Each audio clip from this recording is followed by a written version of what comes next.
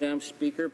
Very honoured to rise and represent the people of Timmins-James Bay in discussing Bill C-29, which is a second act to implement the provisions of the budget that was tabled in Parliament on March 22nd.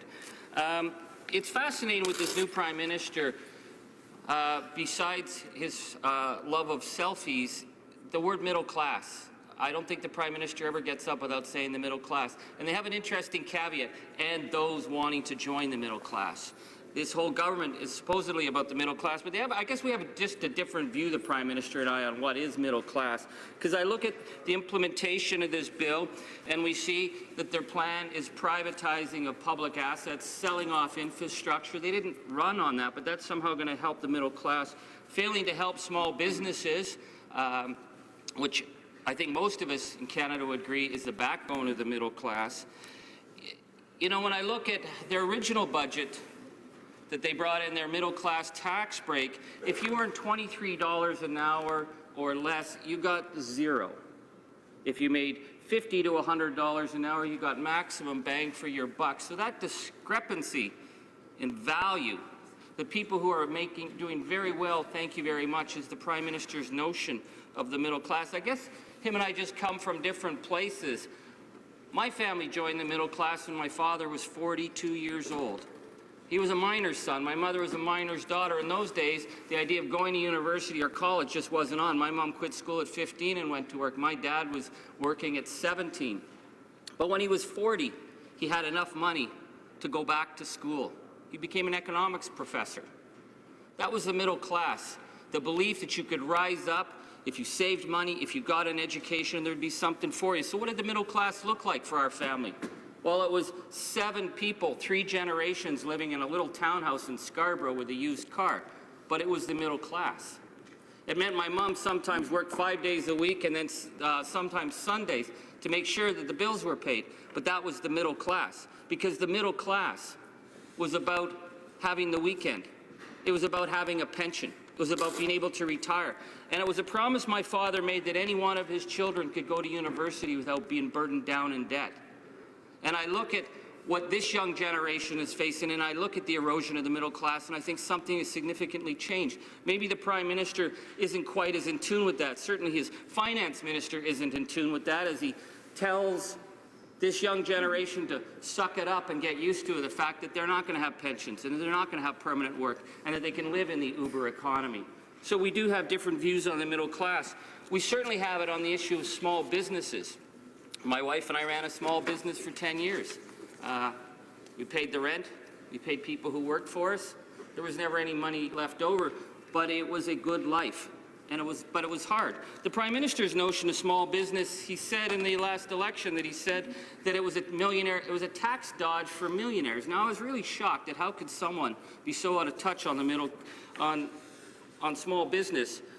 And he was talking about how millionaires set up front companies to avoid paying taxes. Well, he would certainly know, as he set up 3 of these companies to his benefit.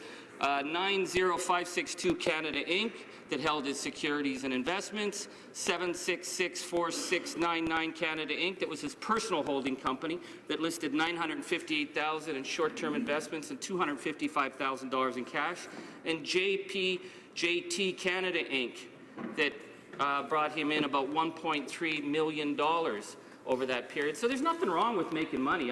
Certainly people should be able to make money, people should be able to invest. But when his notion of a small business was these fronts that allowed him to get a break on taxes, it's very much out of touch with mom and pop operations that work 50 and 60 hours a week, and their kids work there too. So that's the disconnect, that he promised that he was going to give a break to small business, but he didn't. Now the other area he promised a big break in the election, this is when he was still running on the Progressive platform. We all remember that. It was on the closing the corporate tax loopholes on stock options. Now, most Canadians don't have to deal with that because most Canadians will never benefit from that. In fact, only about 8,000 insiders benefit to it. And they benefit to the tune of $750 million a year in corporate tax breaks for about 8,000 people. And the Prime Minister promised he would close that, but of course the Finance Minister, as soon as he got in, said, don't worry, pals and buddies on Bay Street, your interests are protected. Now, I think of that because I see a government that tells us that they can't find $155 million to cover the shortfall in child welfare for children who are literally dying from lack of mental health services and living in a broken foster care system. They can't find $155 million for the 163,000 children who can't get home. But he could find $750 million for 8,000 friends, probably many of whom know the finance minister.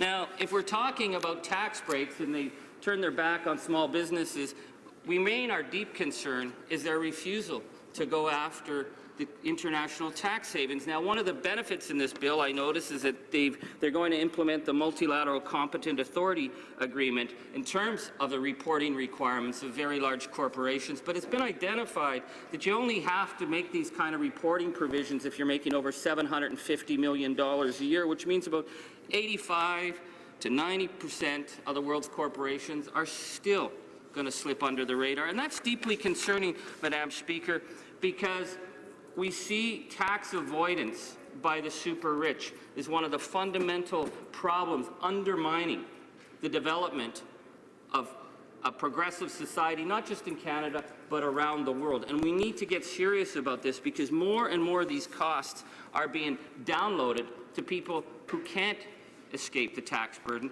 people who, as the Prime Minister said, are part of that group that want to be part of the middle class. So if the Prime Minister was deeply serious about his commitment, his discovery of the middle class, then we would see him taking action to make sure that those who should be paying their share are paying their share, and those who are already paying too much of their share could actually get a break. But that doesn't seem to be how this is working. Now, I want to get onto this issue that the Prime Minister promised records amounts of spending, that this was going to be this progressive vision that they were going to spend, but everybody has to pay for it someday. And he never explained how people were going to pay for it. But now we learn their buzzword is asset recycling. Now, I've got the book on the Dictionary of Weasel Words, and I looked it up. Asset recycling actually isn't in the Dictionary of Weasel Words. It's a new weasel word that has been come forward, and this government has embraced it, and they learned the weasel word from the expert at it, Kathleen Wynne, who ran on being a progressive and then started the sell-off of Ontario Hydro, which is going to be a hugely destructive process, and we are actually seeing it in our northern regions in Ontario and the rural regions where people can't even pay for their hydro. But that's not a problem to insiders who have friends who are going to be buying into this, and I'm deeply concerned about this government not being honest with Canadians. The Prime Minister never told Canadians he's going to be looking at toll roads, selling off bridges, selling off airports. Selling off to who? Selling off to friends, perhaps. Selling off to foreign nations that could actually be buying port authorities. Is this the idea of a progressive government? Because we saw this in Ontario with Highway 407, which has turned into such a huge boondoggle that we're paying for the next 100 years, and they're making enormous profits year after year. They made, in 2014, $887.6 million revenue off Canadians who drive along a highway that could have been paid for by public spending and repaid for to the taxpayer. So we need to have an honest discussion about what the government's plans for the privatization of assets are, Madam Speaker, because these will impact the bottom lines of Canadians. These will impact services.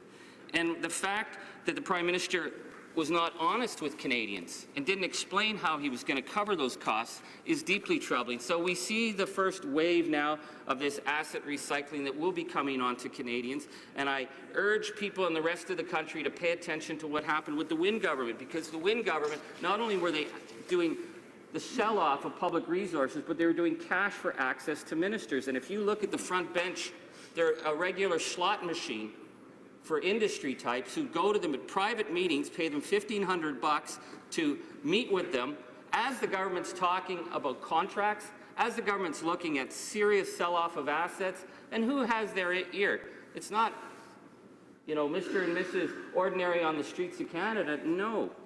These are being done in corporate boardrooms, and in all the outrageous things I saw in the previous government, they actually never even tried to pull something like that, except once Bev Oda pulled it, and she gave the money back. But these guys are carrying on, and that's not in the interest of the middle class. Thank you very much. Question.